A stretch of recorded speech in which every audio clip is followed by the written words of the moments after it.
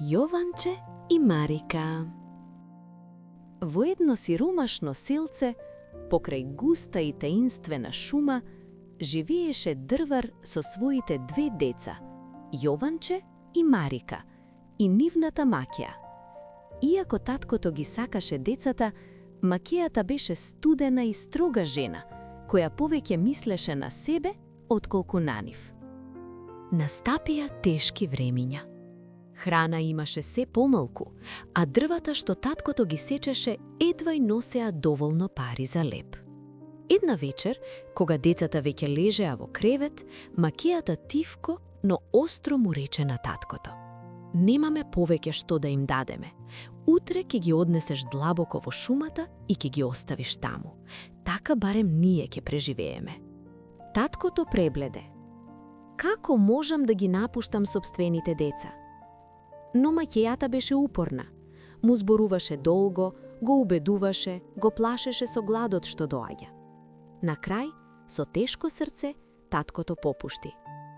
Јованче не спиеше, се слушна. Тивко стана од креветот, излезе надвор и собра мали бели камчиња што светкаа под месечината. Ги стави во џебот, па се врати кај Марика. "Не плаши се", и прошепоти. "Јас ке се погрижам." Утредента, таткото ги однесе децата во шумата, запали мал оган и рече со треперлив глас: "Дечиња, почекајте ме тука, ке се вратам подоцна по вас." Децата останаа да чекаат. Но додека одеа, Јованче незабележливо ги фрлаше камчињата зад себе.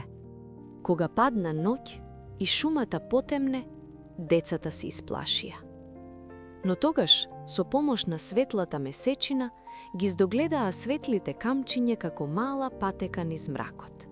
Ги следеа и така безбедно се вратија дома. Макијата беше бесна. По неколку дена, таа повторно го натера таткото да ги однесе децата, уште подлабоко во шумата. Овој пат, Јованче немаше можност да земе камчиња. Во џебот имаше само парче леб, кое го кршеше на ситни трошки по патот. Но птиците ги изеле трошките. И кога се стемни, децата во ноќта не можеа да го најдат патот назад. Одеа долго. Марика плачеше тивко, а Јованче ја држеше за рака. По многу чекори зодени, пред нив се појави чудесна кукичка, направена од медени колачиња, прозорци од шеќер и покрив од бисквити. Гладни и изморени, почнаа да кршат малку од зидовите. Тогаш вратата се отвори. "Кој ми ја грицка кукичката?" праша слаб глас. Се појави старица со свиткан грб и блага насмевка. Ги покани внатре, им даде топло млеко и меки кревети. Марика чувствуваше немир, но Јованче веднаш заспа од умор. Напрку се откри вистината. Старицата всушност беше вештерка. Таа го затвори Јованче во кафес и ја натера Марика да готви и чисти. Секој ден му носеше храна на Јованче за да го здебели. Но Јованче беше многу итар. Секој пат кога вештерката му бараше да го подаде прстот низ решетките, тој и подаваше мало ковче што му беше останало од храната. Вештерката го допираше и мрмореше дека се уште е премногу слаб. По долго време, вештерката се налути. "Денес ке те сготвам, слаб или дебел." И нареди на Марика да ја запали печката, а топлиот пламен тивко зашумоле внатре. Бидејќи очите веќе не гледаа добро, вештерката се наведна поблиску кон огнот за да провери. Тогаш Марика собра храброст и со еден брз потек ја турна внатре.